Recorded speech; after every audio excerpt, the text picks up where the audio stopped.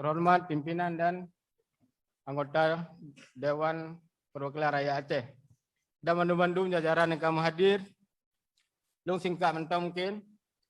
Yang phone. Long sepakat tak dengan Yang Mulia Tunku Raja di Kumangan. Appendiknya soal pasau. Dan yang payah dapat iksa bupa. Dan pada surat buat umum so siluman lagi dari di Begah Gunung. BML siluman tu luar biasa 20 sah kerak kiamat hari ini.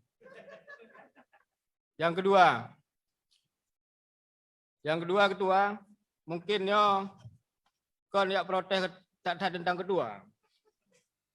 Jadi secara lembaga DPR Aceh kami tubik surat persetujuan kepada pemerintah Aceh dalam perkara pengelolaan Blok B lagi tunggu dan di Panjang Pegah Puno. Long cuma ingin pegah yatuhnya bacut. Kon ingin kunan yatuh pimpinan kon.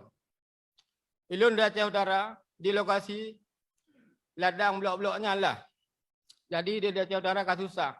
Kalau lagi Buya Krum kata hari dong.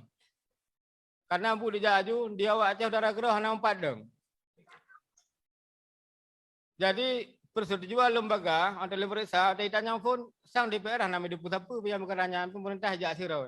Ternyata tiba-tiba akan ada surat Pak Jarogo bahwa DPR KIB surat persetujuan kali ini ketua terhadap proses kerjasama pemerintah Aceh dengan PT Tamong di PT Tudong Inangro Aceh di Pasir di kahana 4 dong.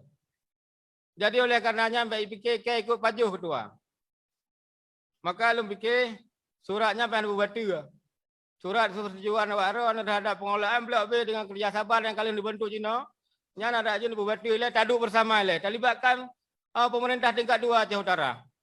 Baiknya bupati ataupun DPR dan toh-toh dinas terkait yang menyangkut dengannya. Baik kamu hibang aitai pasal kukha perang kedua. Babu tu nanggro. Nya tiba-tiba tak kaman nanggro mangak-mangak 5 orang gak cok asih kenan. Hang kumah kedua kan. Sama-sama data alam tu kan. Kemudian masalah pilkada kedua. Lu rasa pemerintah Indonesia hanya pegak bayang galak aroy. Menjadi Aceh aturan kana pilkada 5 tahun siga, ya 5 tahun siga udah pejak. Menjadi orangnya 2017, orangnya 2022 harus pejak. Menyahan apa yang pegah? Saya kita merupakan udah Aceh kan kau udah ngasih latat. Jadi posisi Aceh ludame nyona kewenangan di yang kan disetujui dalam perundingan tah wewenang Aceh tah wewenang Indonesia. Jadi boleh-boleh Aceh dikiran tanya pimpin Aceh bena kewenangan Aceh karena temen dengan perang yang panjang. Gaduh di masa tanya umat kekuasaan dalam pemerintah Aceh. Nyaman tahu lu pengak urutan kedua karena tertalap sejarah engkau ikut pura-pura Aceh dum. Padahal ada perang pipoh huru Aceh, damai pipoh huru Aceh. Pajan dedang saya ke pemain kedua melga cara. Tapu hanya dato gera tu. Mana mantong kedua lagi mah di penyampaian mungkin yang salah. Lebih dari kurang. Assalamualaikum warahmatullahi wabarakatuh. Waalaikumsalam. Terima kasih.